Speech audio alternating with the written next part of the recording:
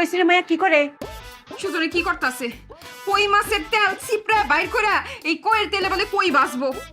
ও সুজন, তুমি কি হরো? আম্মা কইয়ের তেলে কই ভাজমু ব্যবস্থা করতেছি। আল্লাহ আল্লাহ গো, বাপ জন্মে তো শুনছি না এরম কথা। হ্যাঁ, এটা তুমি কার কাছে শিখছো? আম্মা, যার মাথায় বুদ্ধি আছে তার কারো কাছ থেকে শিখা লাগে না। যখনই আমি শুনলাম যে কইয়ের তেলে কই ভাজা, তখনই আমি বুদ্ধিটা খেলা দিলাম যে কই মাছের থেকে তেল চিপড়ে বাইর করেই কই মাছ ভাজতে হবে। জামাই, তোমার সারা দিন মানে আমি খালি একটা কথাই কই, তুমি গিয়ে ফুটবল খেলো, ক্রিকেট খেলো, লুডো খেলো, ক্যারাম খেলো, কিন্তু জামাই এই বুদ্ধির খেলটা তুমি খেললো না যে। আমি তোমার মুরব্বি লাগি না? আমার মুখের দিকে ছায়া কই মাছটা একটু রেহাই দাও, একটু সাইডে দাও। এমনি কাজ হইব না। এই রাখো তো, এটি রাখো। এই, ছাড়ো কাজ করতে দাও। ছাড়ো। আজকে কেউ রাখতে পারবো না। এই শোনো, আমি কইয়ের তেলে কই ভাজুম, ছাড়ো আমারে।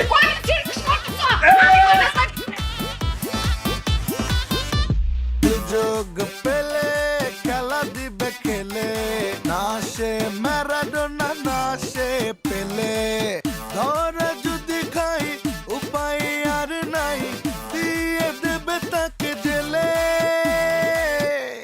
কারণ তার নাই কোনো আকল, সে যে মিস্টার ব্যাকল, নাই কোনো আকল, সে যে মিস্টার ব্যাকল।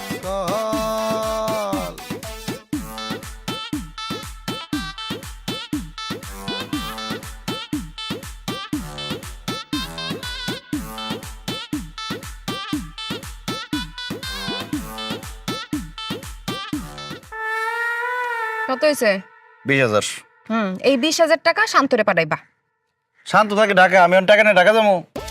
টাকা নিয়ে ঢাকা যাইতে কেন? বিকাশে পাঠাইবা।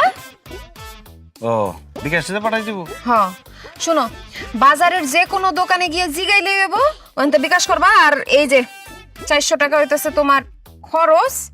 শান্ত নাম্বার আছে না তোমার কাছে? আছে। শোনো, বাজারে গিয়ে ভালো মতো নাম্বারটা কিন্তু চেক কইরা। আরে হইছে হইছে, তুমি একলাই চালাক না, সামান্য জিনিস আবার বুঝাই দিতে হইব। পাঠাই।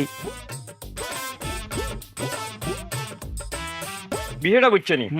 আমি রফিক, ডেট আবার কোনো মাল আমি খাই না, আমার মুখে দিয়ে হামায় না। আরে ডেট হওয়ার তো কোনো সম্ভাবনাই নাই, কারণ এর তো ডেটই নাই।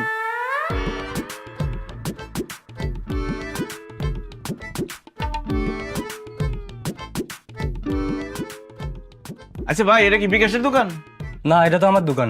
আপনার নাম কি বিকাশ? না, আমার নাম তো জসিম।